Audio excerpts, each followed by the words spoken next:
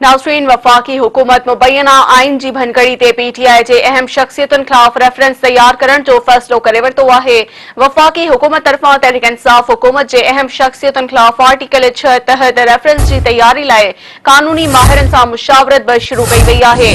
ज़रियनि जो चवणु आहे त रेफरेंस लाइ घरू ऐं कानून वारी वज़ारत कमु शुरू करे छॾियो आहे। सदर आरिफ अलवी, अॻूणे वज़ीर आज़म इमरान ख़ान, क़ौमी असम्बली जे अॻूणे स्पीकर कासिम सूरी ऐं उमर सरफराज़ चीमा ख़िलाफ़ रेफरेंस लाइ मवाद जमा कराइण लाइ कमु शुरू कयो वियो आहे।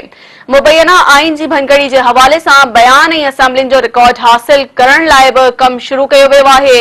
नाज़रीन, अव्हांखे ॿुधाए रहिया आहियूं त वफ़ाक़ी हुकूमत मुबैना आइन जी भनकड़ी ते पीटीआई जी अहम शख्सियतुनि ख़िलाफ़ रेफरेंस तैयार करण जो फ़ैसिलो करे वरितो आहे।